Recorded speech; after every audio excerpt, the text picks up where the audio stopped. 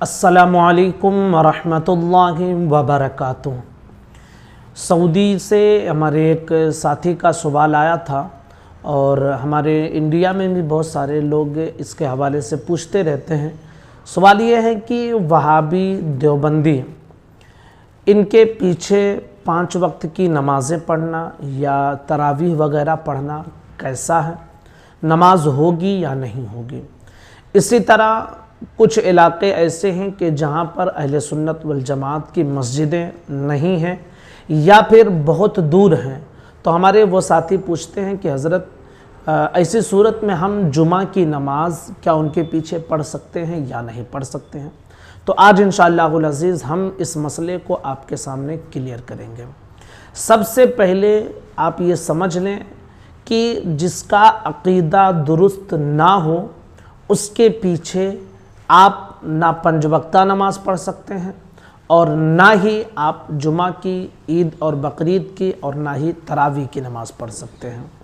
जिसका अक़ीदा दुरुस्त ना हो, जो अपने अक़ीदे की बुनियाद पर दायरे इस्लाम से निकल चुका हो, ख़ुद उसकी नमाज नहीं होती है, क्योंकि वो इंसान मुसलमान ही नहीं है, उसका अक़ीदा ख़राब हो चुका है। तो जो उसके पीछे नमाज पढ़ेगा तो उसके पीछे पढ़ने वाले की नमाज कैसे होगी।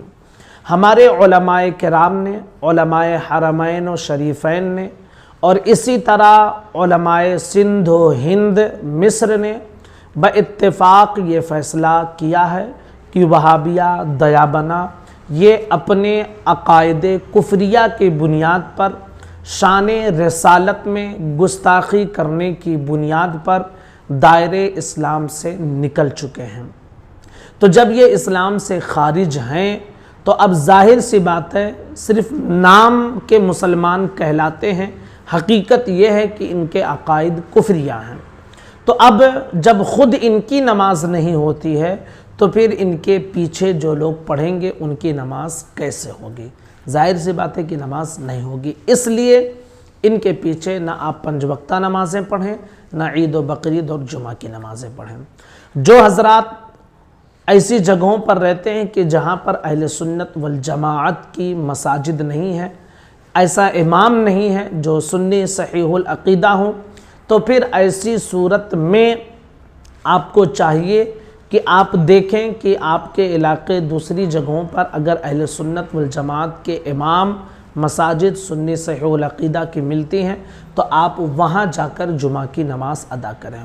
और अगर कोई सूरत ऐसी है ही नहीं, करीब में कहीं भी नहीं मस्जिदें, बहुत दूर दूर तक भी कहीं मस्जिदें नहीं हैं अहले सुन्नत वल जमाअत की, या पता ही नहीं है आपको, तो मालूम करें।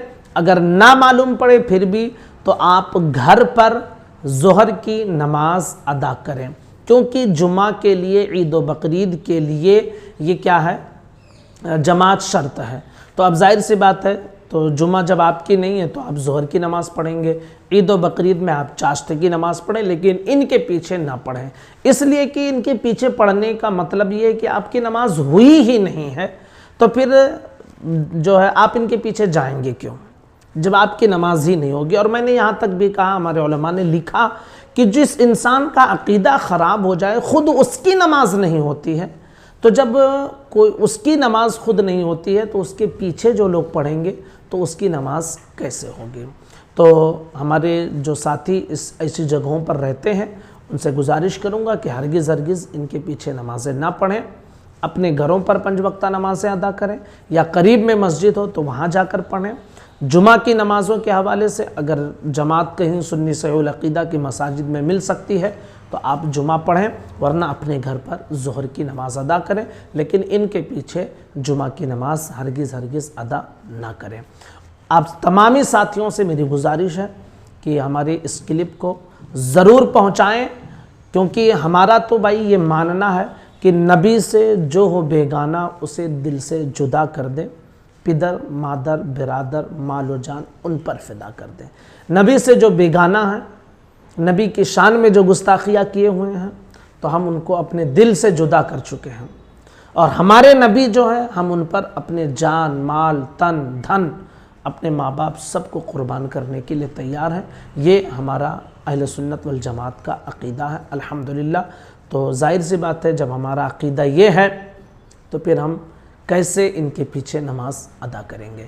السلام علیکم ورحمۃ اللہ وبرکاتہ۔